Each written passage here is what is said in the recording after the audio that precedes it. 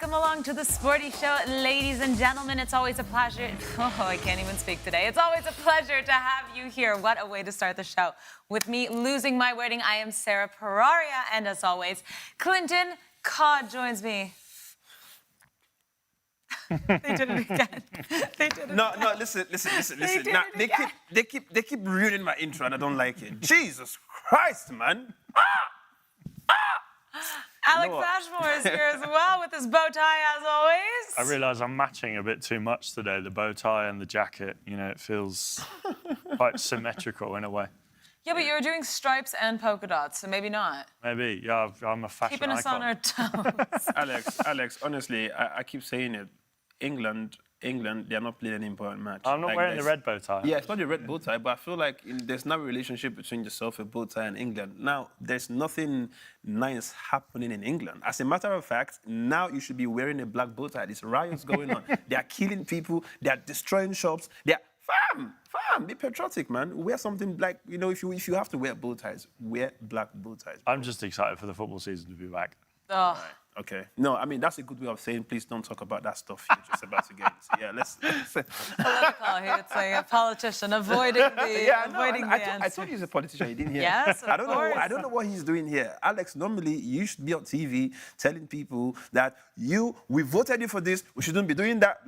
Now you... Vote for me. I don't know in what capacity, but vote for me. Vote for me. Yes, guys, as Klinton said, we have, or rather Alex, we have the Premier League kicking off next week, but we have a massive match tomorrow, and we're going to get into that today. And we have a massive Premier League show in general. We're going to be looking ahead to the season, and make sure you subscribe to all of our socials so you can join us on the journey as the season starts. Manchester United and Manchester City tomorrow. And Klinton we already know the results. Ah.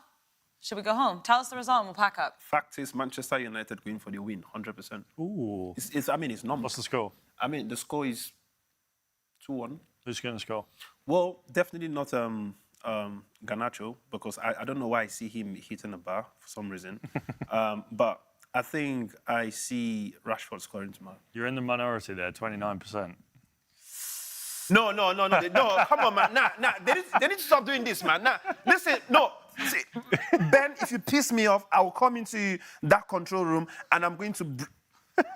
We already have a comment on YouTube from Markinde saying Man City are going to win 3-0. Guys, if you have a prediction for the Community Shield tomorrow, drop it in our YouTube comments and we'll get to them because I'm curious to see what you guys think. Of course, the last time these two played was the FA Cup final just a few months ago in May, where Manchester United did beat City 2-1 in the end. And Alex, it was a bad season for United, but in the end, they won a trophy. They did, and I guess kind of saved themselves, really, because if they hadn't, I don't know whether Ten Hag would still be in a job. I think he would be, looking elsewhere. And obviously, the FA Cup is a prestigious competition. For a club like Manchester United to win it is still an achievement. But I do feel like the fans still want something more, and it's understandable. They're one of the biggest clubs in the world. They've won the Champions League. They've won the Premier League countless times.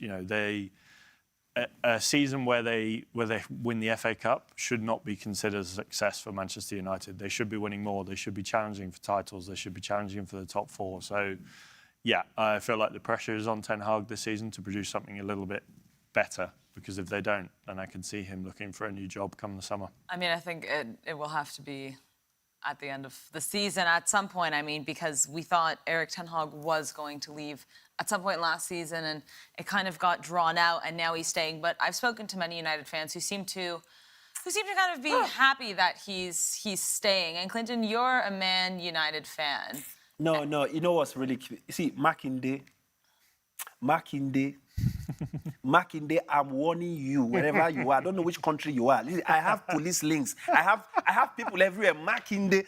I'm looking through the comments and it feels like people are actually pissing me off already. Well, wait, what's this whole... I'm seeing somebody saying 5-1. Yeah, Markinde said 3-0, but Football 1975 has said 5-1 to Manchester City.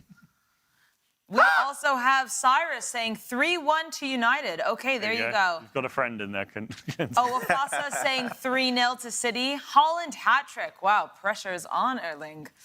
Wow. Now people are rude. Like you guys are rude, bruv. Like you guys are rude, bruv. Like wait, see, listen. Imagine the FA Cup final, right? Manchester United, Manchester City, right?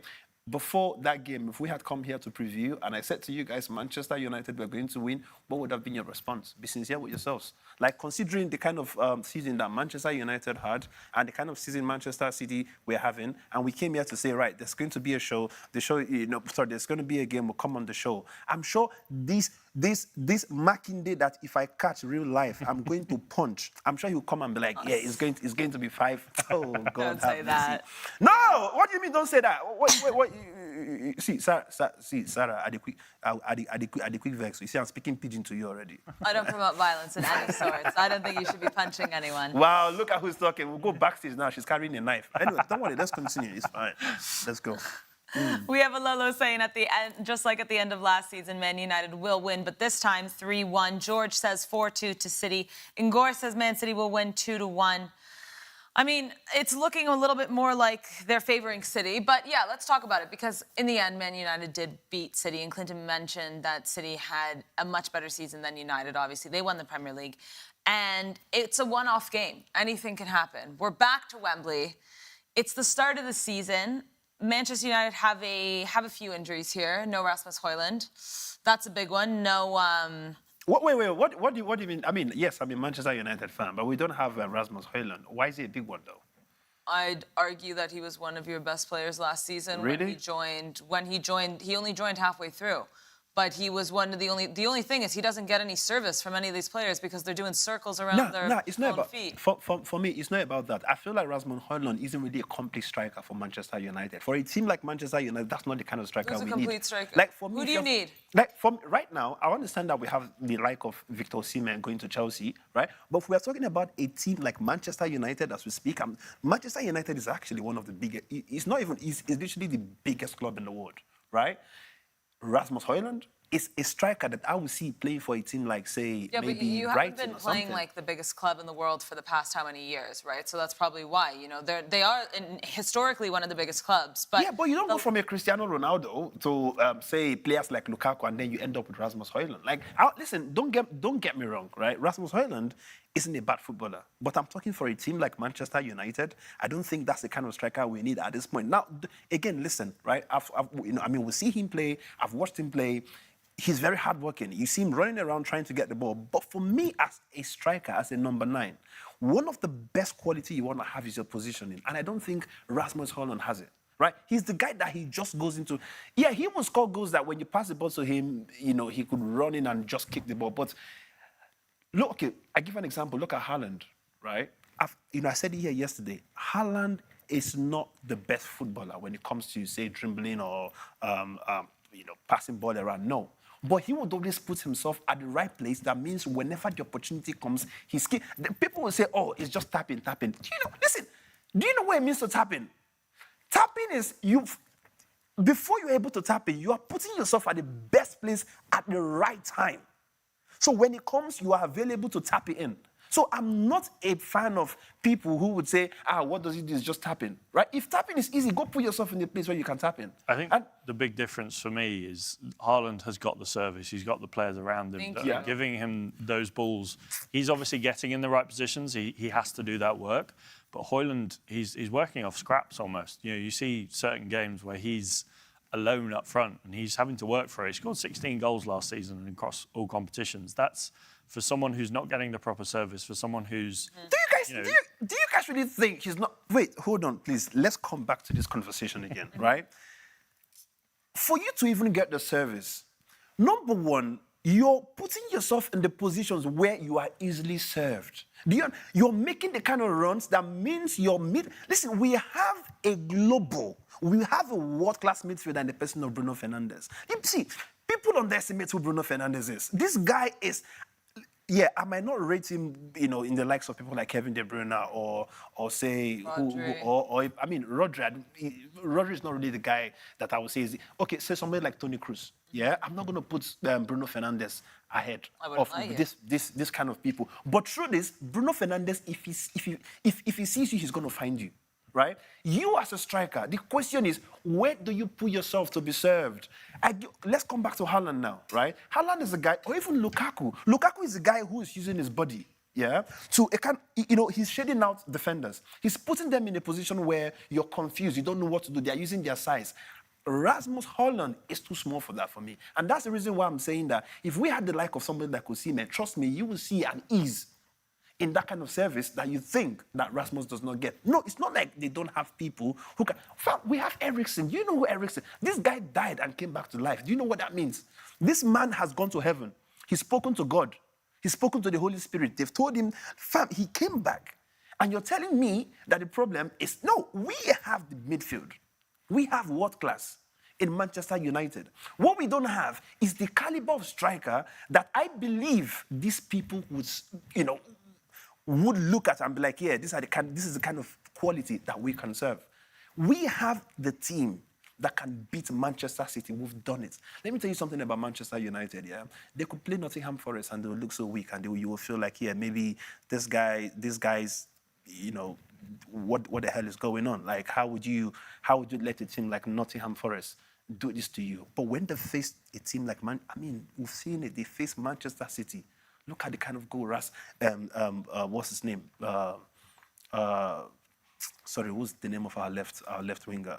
The guy that doesn't. This young man. The most popular person. Yeah, No, I'm talking about fam. I'm talking about the most popular. Rashford. Oh my God. You can't blame me. That I told was you guys struggling. I'm getting old. I just did my birthday the other day and dementia is kicking in, right? But I'm telling you that Manchester United, we are capable of beating the best teams in the world. Only if we get down and we are serious. It's that simple. Is Joshua Zirkzee the answer up front?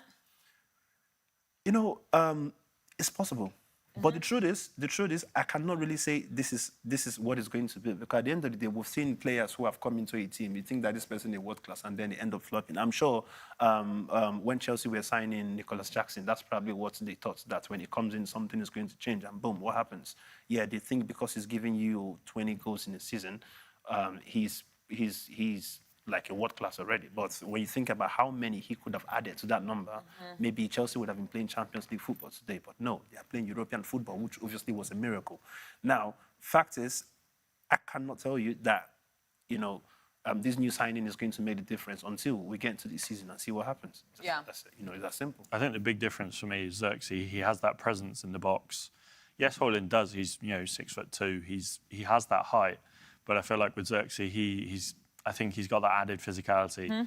Yes, the big asterisk on his record is he's not done it in the Premier League, and I think this is the big step up. The physicality in the Premier League is so much more.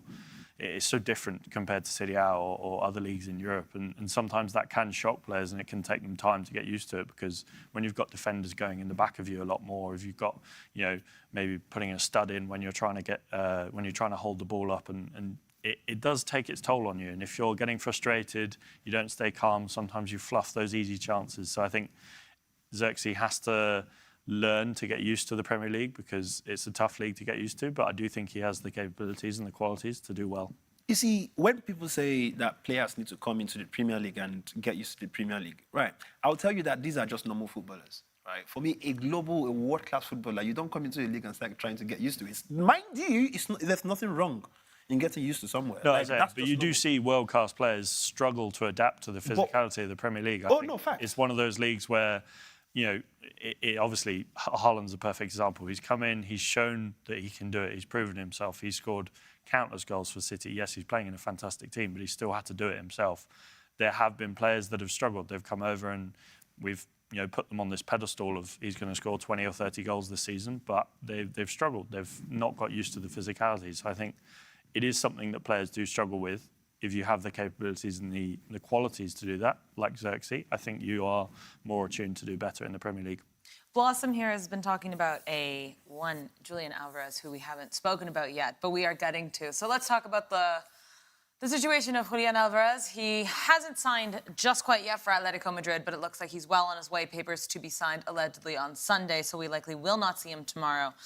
Alex, in terms of Manchester City, how is this going to affect Pep's lineup and potential substitutions and the loss of the Argentine? It's a difficult one because Haaland's their main one. He's going to be getting the goals. But if, I don't think they expect this to happen. But if Højlund gets injured in that first month, there's no real backup striker to call upon. Previously they had Julian Alvarez there to come in and play that striker role. But I do think if Højlund maybe doesn't perform or he has injury problems like he did last season, they could find themselves in a spot of bother, because when you're playing without an out-and-out striker, you do struggle in the Premier League. And I think they've obviously got the quality of players to come in and make up for a lack of a Højlund in that team. But I do think that maybe they need a little bit more depth in that position just to cover themselves.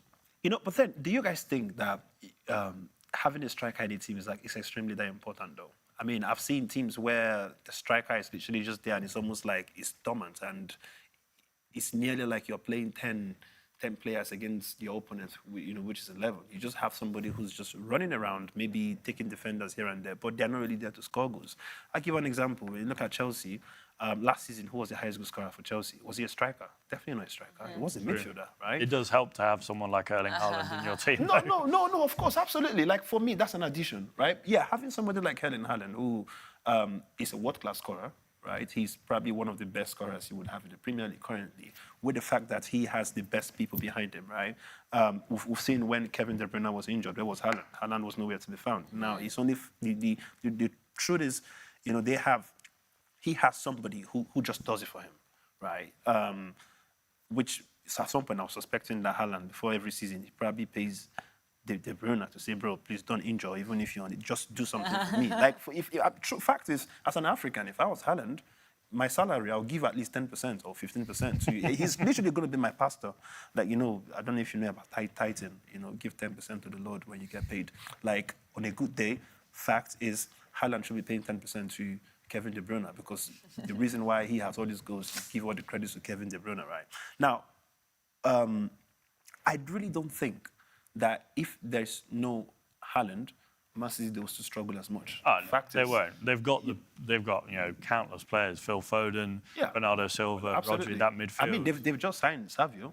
Yep. Right? Who, I was just looking at a few highlights from him minutes ago, and he's almost like, we were literally having the debate. Is it Savio or is it going to be Jeremy Doku, right? And we're kind of like, these two people are really good players. Like, I was looking at the highlight and I feel like this guy could literally bench Jeremy Doku if care isn't taken. Do I like Jeremy Doku? 100%. He's obviously one of the best wingers you will see in the Premier League, if not even the best. I see him and he just takes me to the vibe of this guy that played for Newcastle, Saint-Maximin, whom he was very underrated in the Premier League. I was probably the only person who felt like Saint-Maximin is one of the guys I rate so highly, but because he played for a team like Newcastle, and people just didn't pay attention to him. I see Jeremy Doku in him, and I'm looking at Savio coming into Manchester City. I just think that without Haaland, they will still survive. Like, I still see them winning the league even without Haaland being there. We also have to remember in December, Echeverri will be joining them from Argentina. So that's absolutely brilliant for City. Shout out to Matthew, Back of the Net podcast here. Arsenal to win the league. I hope so, but let's see. All right, let's talk about the potential lineups for tomorrow. Our lovely producer, Ben, has given his starting 11 for both Manchester United and Manchester City. So let's see what's... I'm scared. I think it's going to be chaotic. Let's see what he has given us here. All right, Manchester United's 11 from the back. Excuse me.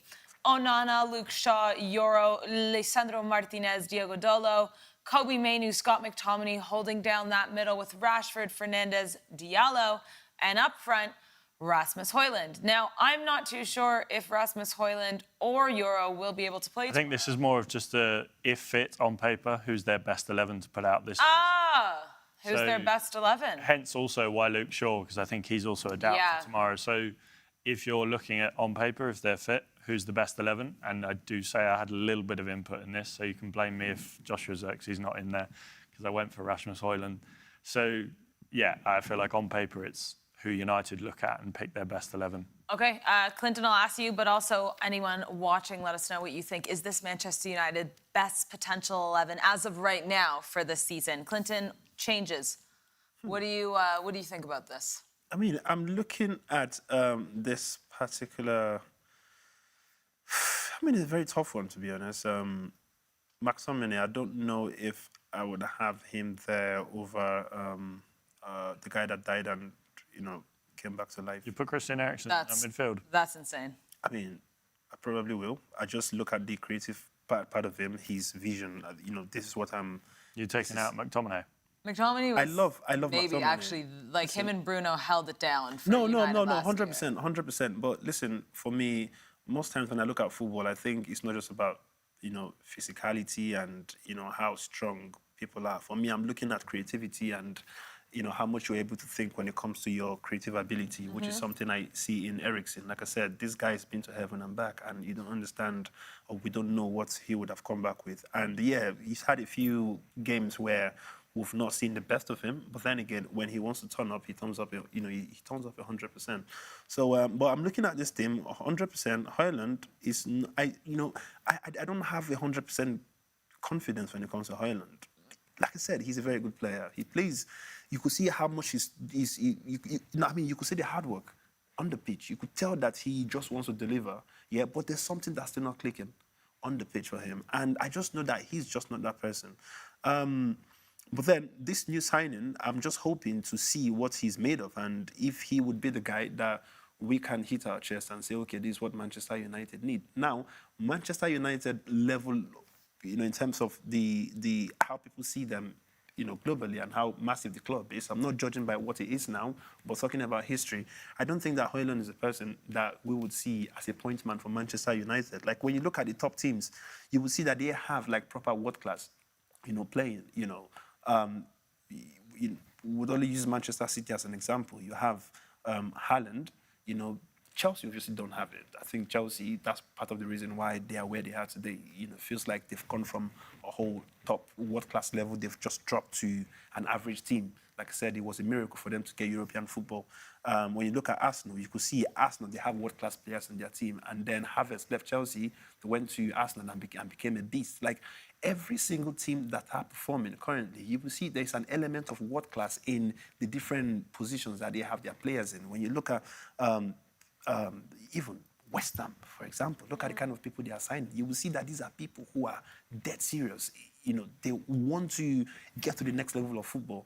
This is what I'm not really seeing with Manchester. Yes, on paper, we have what we need, but that point, man, I'm not very confident, man. Is there an argument for Mason Mount getting in this lineup? Listen, Mason Mount is somebody whom I still regret the fact that he was not able to get on to this Manchester United team. I feel like Marseille, they would go... I think they should go and thank God for what they have. Wait, sorry. Yeah, I was thinking... I thought you said Mason Greenwood. Sorry, no way. No. Mason Mount. I think you should go back to where he came from. Like, yes. No, facts. Mason... Another one. No, Mason... I don't think Manchester United is a club for Mason Mount. There's just something that's still not clicking, and I don't think it will ever click, no matter what you do. Even if you bring Ancelotti to come coach Manchester United, it's still not going to work. I think Chelsea was his team, and he should have still stayed there for a couple of more years because I don't even know why he left there. He's come to Manchester United, and he's just a bang average player. Like he's literally He's dropped. not even getting playing time. He's not even getting it, to tell you how crazy he is, Yeah. The one person I'm so looking forward to watching in Manchester United now, whom I'm happy that his light is beginning to shine, is Amad Diallo. He's a star boy of Manchester United. Not Kobe Mainoo. Kobe Mainoo's had his own... he's been shining, right? But obviously, he was shining in Euros, the last few games in Manchester United last season, and he's obviously going to make it in the lineup. But I'm just saying, Amad Diallo is the one who we've just seen a glimpse of a few things he's capable of doing. But this season, we want to see more of him. He hasn't had that chance to prove He's not really had it. So this season, and I'm so happy that he has shown who he is. Yeah, and if Ten Hag does not use the opportunity that we have in that young lad, then the problem will be Ten Hag at that point in time. Miracle writes here, Manchester City winning the league, the treble this season, and will win against Manchester United tomorrow 3-1. Jude Bellingham, thanks for joining us, Jude, has said that Manchester United will win 4-1 and Real Madrid are going to win the Champions League 4 in a row now that Mbappe has joined. All right, well, thanks for the insight. It's an absolute pleasure, Jude Bellingham, joining the show here. Okay, so takeaway from that lineup, Klinton, is that you would sub in Christian Eriksen right now for Scott McTominay. And would you keep Rasmus Højlund up front, or would you put Joshua Zirkzee? I'll probably bring in Joshua just for a change. But Okay. I mean, yeah. I mean, you don't have to. I'm just curious. No, I will. But coming back to Scott McTominay again, yeah, I think he has given his best when he's come from the bench. Yeah, he saved you guys in, like, what, 3 matches last season where he scored like over the 90th minute? Yeah. He had those, there was the match against Brentford. Of course. I remember that Listen, there are some players that by nature or by default, these players should not be starting games because it's almost like in the spiritual realm of everything, they've signed to say, do not, that's you know when you come back to Africa or in Nigeria, right? When you go to do your spiritual whatever, and let's say you want to make money, they will tell you, I'm going to bless you with money, but the day you kiss a woman, you die, right? I mean, one of them kind of deals. I feel like there are some players that their deal with their God level or their level of play that they would end up giving out is the day you start, you're going to shame yourself. I feel Scott McTominay and a few other players, this is even Anthony. I'm just happy we're not having any conversations around Anthony because, the moment I hear Anthony, I just feel like we already failed, like before we even start having a conversation. Now there are, these are players that they need to watch and see the game, right? Assimilate the game from the bench, plan their life, plan themselves, plan what they want to do before they come in. And when they come in, you see them on that base level. This is who I see in Scott McTominay. Yeah, that's fair enough. All right, let's check out Manchester City's potential best 11 for this season from producer Ben. All right, here we go. From the back again, we have Ederson, Vardiol, Stones, Ruben Diaz, Kyle Walker, Rodri in the middle with Bernardo Silva and KDB just in front, and then Sabio, Holland, and Phil Foden.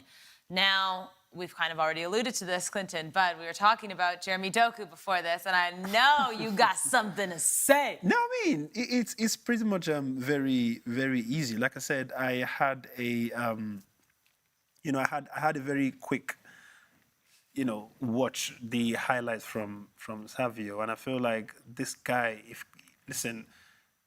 care is not taken, I would advise Doku to go back, like, just forget about Belgium, go back to... Wait, is Doku from Ghana? Wait, is he... I think his ancestry is from Ghana, right? I can't remember which of the African countries he's come from, but I would believe he's from Ghana, right? But if he's from Ghana, I think he should just take, like, 1 week, go to Accra, and go find one of the oldest men in the village and say, please, I have a serious competitor in my team, and I want you to give me something to drink once every morning, right? Just so this person does not... He's Ghanaian, right? Just so he doesn't steal my shine. Because this Savio guy is crazy, is deadly. This guy is some... And we've said that Manchester United, the scouting team for Manchester United, they get everything perfectly right. This guy is crazy. Now, right now, can we bench Doku for Savio? It's very, very possible. Will I do it in this game? I would not do it. You know why? Because this guy is only just coming to the team.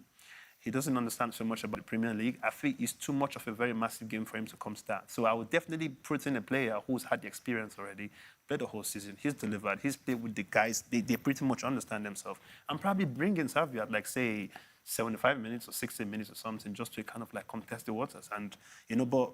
I'm looking at this Manchester United team, I can't really fault anything. I think they're pretty much very complete. You've also got Jack Grealish in there who has to find himself a spot in this team. I do not rate Jack Grealish at all. I think, on his day, he can be a fantastic player, but it seems to be, Pep isn't potentially favouring him as much. And, when you've got a player like Doku and Savio now coming in to play on that left-hand side, it's hard to see Jack Grealish. I'll tell you. I don't know if he'll last much longer at I'll tell you, if I was Jack Grealish, I would go find a team where I would just be a confirmed start. Manchester City now is too competitive for him, and his level of play, the kind of game they play in Manchester City, I think he's not. when you look at Doku, you look at Savio right now, Grealish is not going to see a start for a long time. Trust me. If he sees a start, it only means he's texted Pep Guardiola's daughter to say, please beg your dad. And the dad, and obviously an average English woman thinks Jack Grealish is the cutest guy as a footballer in England. So I think what he might want to do if he wants to get a game is to text Guardiola's daughter and hope that she likes him. And then she could go speak to the dad and say, Daddy, please, you need to get him to start the game.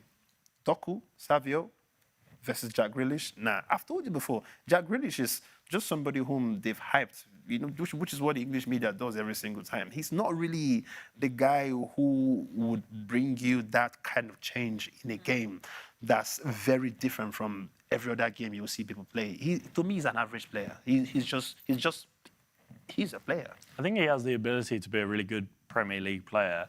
And, when you look at over his career, he's had some fantastic spells, previous club with Villa. And I do think, I'm not looking into a crystal ball or anything here, but I feel like a sensible move could be for him to go back to Villa. Yeah. They're in the Champions League. Unai Emery's building a really strong squad there. He's got Aston Villa playing some lovely football.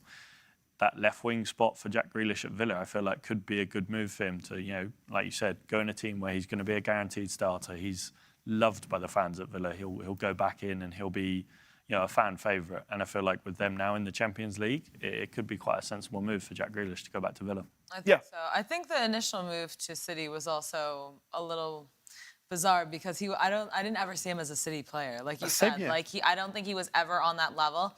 Sure, 2 seasons ago, his first season, he was much better. But last season already we saw he wasn't getting any playing time. And now, like you mentioned, with Savio, with Jeremy Doku, I think he should absolutely leave if he wants playing time. And why not go back to Villa? Like Alex mentioned, they love him there. I mean, yeah. He's, competing in all competitions. Not a bad idea. Do you guys think that Jack Grealish should go back to Villa? Let us know. All right, guys, let's get your predictions for tomorrow's match before we move along. Alex, Manchester City versus Manchester United. I'm going to go, and I feel like obviously it's a Manchester derby. These games always get built up, but it is the Community Shield. It's the curtain raiser, if you will. I don't think the two coaches, Guardiola and Ten Hag, they will obviously want to get a result, but I don't think it's the be-all and end-all. I think they want to, just put a few last little plans in place, get that last little bit of fitness. So I could see some, rotation in the selection. I'm going to go with 1-1 and Manchester United win on penalties. Hello. All right, Klinton, talk to me. Well, firstly, I'll tell you the truth as a Manchester United fan. I'm obviously going to give it to Manchester United. It's going to be a 2-1 again. However, before that win would come, I would advise Ten Hag and Bruno Fernandes to do what they did the last time. First of all, what happened was Bruno Fernandes went on Twitter, and then he started this long episode of text where people felt like he was leaving the club. And then he was trying to reassure Manchester United fans that this game is not going to be a joke and we are going home with the win. Now, that tweet and the result of the game felt like they had a deal with Manchester City. But obviously, when I watched the game, we knew that they put up a proper fight. Now, Ten Hag, on the last game before that particular FA Cup final, he spoke to the fans in the stadium and he reassured everyone that Manchester United were going to win. Like, it felt like there was something spiritual that somebody spoke. It was like one of them Nigerian pastors that see the future. Literally said to them that, listen, this was going to happen. Just go reassure your fans that you are going to win the game. And Bruno Fernandes going on Twitter, writing that long episode, reassuring the fans that they were going to win, and then winning it was like, damn, you guys knew something. You guys know. It's like all this time you've not been performing, you've been doing it purposely, right? Now, I want them to go do the same thing again, right? Bruno Fernandes, please go on Twitter, go reassure the fans, go tell us that you guys are going to win the game. And Ten Hag, if possible, maybe the stadium before now, there's not going to be a game between now and when the game goes, but just find some kind of medium. Just tell everyone that we're going to win. And fact is, I believe you, we are going to win the game. Manchester City is not that. Like, fam, you've done it before. Just do it again, man. Simple. 2-1. 2-1 to Manchester United. All right, well, let's see. Big match tomorrow, obviously. Feeling like football is coming back, according to you guys on Twitter, who voted Manchester City will win. 61.5% of you voted in favor of City. All right, before we move along, we have some breaking news here. Check this out. Bon dia, Barcelona. El Barça anuncia el seu nou fitxatge.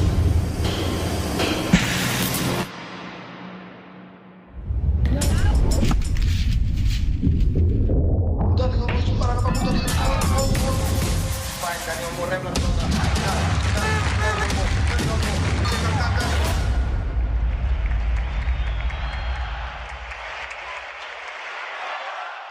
Yes, bienvenido to Dani Olmo, officially signed with Barcelona. We obviously knew this was in the making, but the contracts are signed, the medical is done, the commercial is out. That's when you know, right? Dani Olmo returning to his childhood club. I always love these kind of stories, and after the season he has had with Leipzig and the Euros, I'm very excited that he is joining Barca.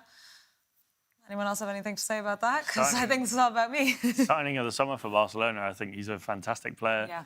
He'll add a lot to that midfield. We saw what he did for Spain in the Euros this summer. He was fantastic. And, you know, I think RB Leipzig will be missing a player there. They've big miss for got them. some work to do to recoup that. Absolutely, absolutely. Now, for me, I'm just happy with the fact that Barcelona would have a player of that caliber. Now, what does that mean? It just means that teams like Real Madrid, whom are star-studded at this point in time, having the best players in the world, they would have some level of competition going on. I mean, yesterday we were saying that we saw the caliber of players with Real Madrid, and it's almost like a walkover, to just get the La Liga. So seeing these things happening with teams like Barcelona, seeing it also with teams like Atletico Madrid, having Julian Alvarez, the guy from Chelsea as well, Conor Gallagher. Conor Gallagher. Like, I'm loving what's happening with the La Liga. So it's not just the Premier League. Now, it would be nice to see that balance. It's so annoying to just start the season knowing who's going to be the season winner, just the same way we have with England at some point. Everybody just feel like, Manchester City. And then Arsenal, couple of years, they've, what's the name of the Arsenal coach? Please, you guys should help me. Yeah, Mikel Arteta, Jesus Christ. Thank you, Jesus. God, please, restore my brain. Oh, my goodness. Mikel Arteta has spent time building the Arsenal team, and today they are proper contenders for the Premier League title. And obviously, we have the likes of Aston Villa. We have West Ham buying some serious players now.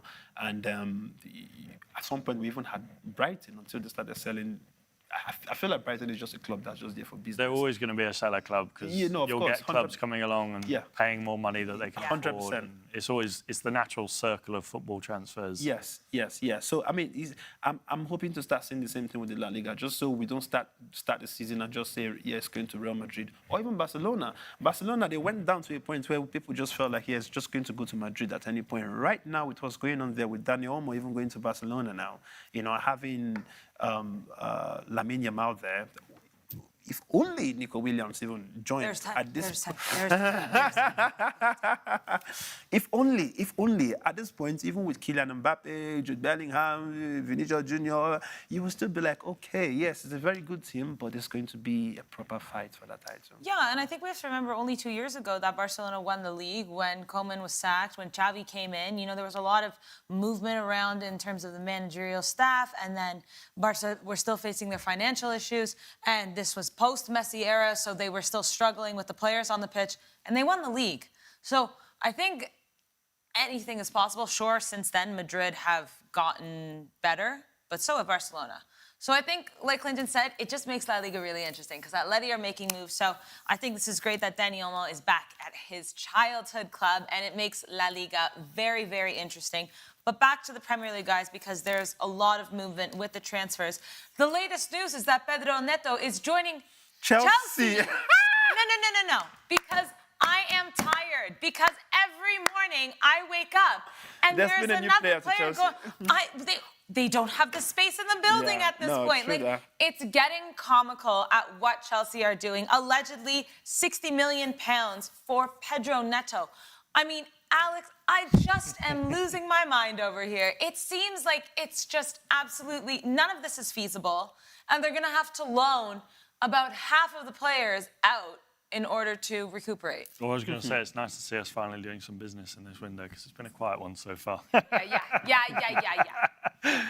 No, I think I mean, I'm surprised as well. I think we were talking about this off air. I got the notification on my phone from Fabrizio Romano, and it was, oh, Chelsea are signing another player. And yeah, I didn't see it coming. There was never, I don't think I ever read any rumours about this, but I do like it as a signing. I think he's a very good player. He's got the Premier League experience. He's done really well for Wolves.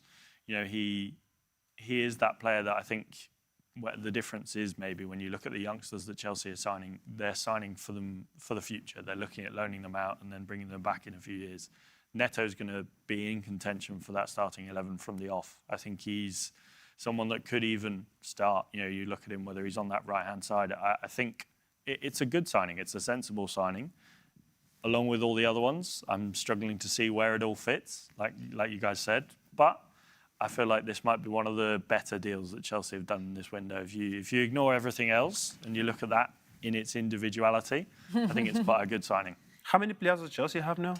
Too many. And also more breaking news here coming from Fabrizio Romano, if we can pull that tweet. Chelsea are still looking to get Victor Osimhen.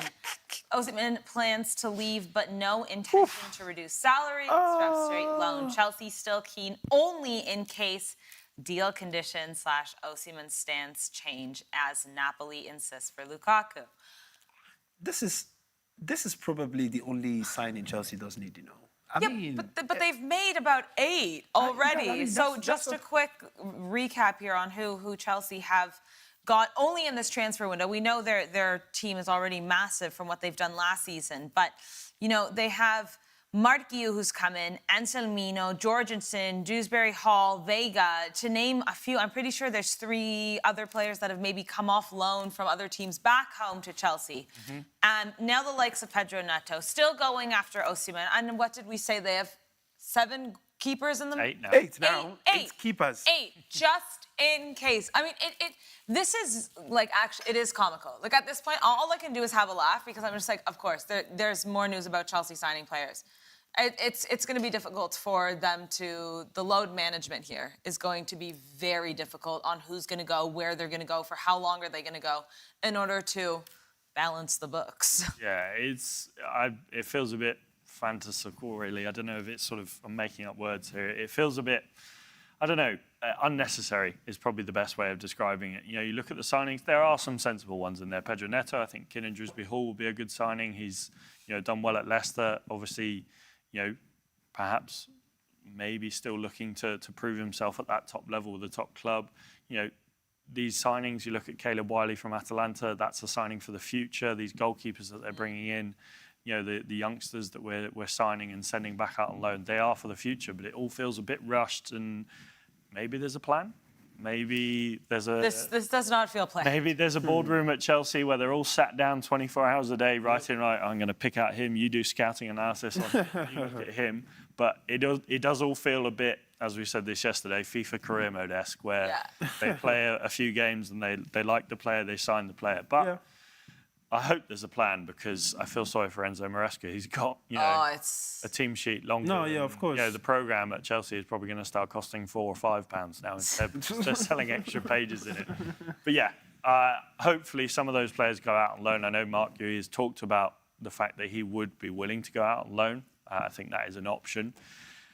It's exhausting, isn't it? It is. I don't know how to keep up with all these arrivals. You know, there are players that are leaving, but like you said, balancing the books. There's a lot more players coming in than there are leaving. Yeah. We have Chinedu writing in the group chat, it's our group chat with you guys on YouTube, saying Chelsea's going to sign the Prime Minister of England soon. I think he's I mean, it's possible. Fan, so funny enough. For them. No, I was surprised. Funny enough, the way things are going, I wouldn't be surprised if Chelsea goes to start signing Nigerian artists. Be like, yeah, where's Ashake? I love that. Burna Boy signing a centre-back for Chelsea. No, well, exactly. No, trust me, these things are very possible with the way things are going. And next minute, before you know, Chelsea would never be playing other teams. They'll be like Chelsea versus Chelsea. Just create 2 teams. Yeah, Chelsea 2.0 and Chelsea 1. Like, let's talk a little bit about West Ham, though, guys, because they have made some power moves in the off-season here.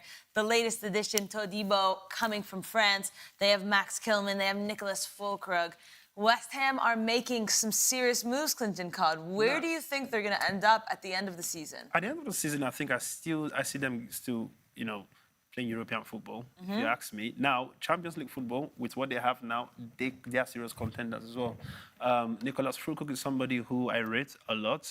He's that striker I'm talking about earlier, when I'm saying that you need somebody who's complete, somebody who understands positioning, somebody who can take opportunities. He's got that pedigree, hasn't he? Yeah, well, absolutely. And coming to the Premier League, of course, he's not probably used to the Premier League. He will probably needs time to get used to it. But fact is, he has what it takes to be in the Premier League. And West Ham doing that kind of crucial signing, it's something that will really work for them this time. And I'm very confident that, there's going to be something to come out of that. I really like the business they're doing. It seems shrewd, it seems sensible, it seems... I look at Julian Lopetegui, and I had the pleasure to talk with some members of his team when he was joining West Ham, and how obviously they had the chance at Wolves and it didn't quite go the way they wanted to, but he performed well as a manager. He's a solid manager. Yes, he's maybe had some spells at clubs where it hasn't gone quite as well for him, but I think he's a manager with experience. He knows how to build a squad. He knows how to create that culture at a club, and I think after David Moyes left, it was something that West Ham needed. They won the Conference League. Obviously, they were looking for that maybe next step up. And with the signings they've made, like you said, and Crescencio Somerville coming in from Leeds, he's one of the Championship's top players. He's one for the future. He'll be there. He's still only 22, so he's got a really high ceiling. I really like this West Ham team, and I'm sure we'll get onto more solid predictions later on in the week. But I might pick him as an outside favourite for fourth there. A little dark horse action, Maybe. potentially. Yeah. Nice. I love to 100%. hear it. 100%. Nayo Simpulu has said Chelsea will win this year's Premier League. Which of you at the studio are with me? I don't think any of us. No, I mean, yeah, Chelsea To win the will Prem win. is hefty. That's a lot. Man said this year's Premier League. Now, the only year I see Chelsea winning it is what they won before. Talking about now, this Chelsea, oh my God. That guy would... I don't think that person loves their money, because this is the kind of bet I love doing. I feel sorry for the company, but they have to make the medals. They'd have to make about 40. No, 100%. All right, guys, I'm going to ask you guys for your predictions for the Premier League this season. I'm going to ask you, who's going to win the Premier League? Who's going to be the top four? Who's going to be the top goal scorer? And a dark horse to watch. Let's not look at relegation. As she's asking this question, Sarah is asking us here. Listen, we want to also hear from you too. Let's see what you think. All those Chelsea fans, Yes, guys. That the one that's saying Chelsea will win the Premier League, please wake up, wake up. Don't waste your money. Wake up. That's all I'm saying to you. Yes, guys, let us know. Premier League top four, top goal scorer, and a dark horse to look out for. Klinton, go for it. Who's winning the Prem? Oh, man, I wanted to say my team, but I don't even have confidence in Manchester United. Yeah, you can't criticise people for saying Chelsea are going to win the league. United are going to do it. No, but that's the thing. I'm even being sincere with myself. Normally, I should be saying Manchester United should be winning even That's the Champions even League. slightly more realistic, I think. Oh, you think? Wow. Well, Okay. more realistic than Chelsea winning the league, I think. No, 100%. I agree with that one. Fact. Now, winning the 5% for Chelsea. That's higher than I thought it was going to be. It's higher than Manchester United. right, Manchester City. Listen, Manchester City, I think they still have it, right? Now, the top four, Manchester City, Arsenal, Liverpool, and possibly, oh, there's a hard one. Who's going to be the fourth one now? So you're going City winning the league, Yes. Arsenal second. Yes. Third. Liverpool. No, actually, hang on. It's going to be City winning the league, Liverpool second, Arsenal Wow. third. Yes. I don't know. I just feel something about Liverpool that's going to change this season. Trust me, I don't know how. And for those of you who have watched my predictions in the past, you will know how accurate I usually am with these things. I hear directly from the source, from Jah Jehovah, upstairs. But yes, it's going to be Manchester City, Liverpool, Arsenal, and then it's probably going to be between Spurs and West Ham. Ooh. I'm just trying to think. God, please speak to me. Who is it going to be? I think I'm going to put West Ham there. Wow. Nice. Yeah. Really quickly, Chelsea is now a mid-table team. Jackson is championship standard. our friend Markinde. I mean, wait, no, this is the first time that Markinde has agreed with me. Wait, let me see. Are you sure Markinde really said that? Yeah, he did. Yeah. He did. Oh, God, wow. So Markinde has sense like this. Also then saying Man City, Liverpool, Arsenal, and Newcastle to finish top 4. Newcastle to bounce back after last season. Very interesting. All right, Klinton, continue. So you've given me City to win. Your top 4 is City, Arsenal, Liverpool, and West Ham. Yes. Who's the top scorer of the Prem this season? Top scorer, I think I'll still give it to Højlund. Okay, and who is the dark horse? The dark horse. Oof.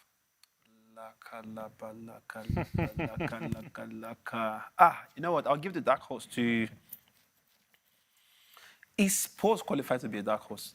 Say again, sorry. Spurs, are they qualified to be the dark horse? In what sense? A dark horse to qualify for top 4, or? Well, exactly. That's a question for Sara. You can say them if you like.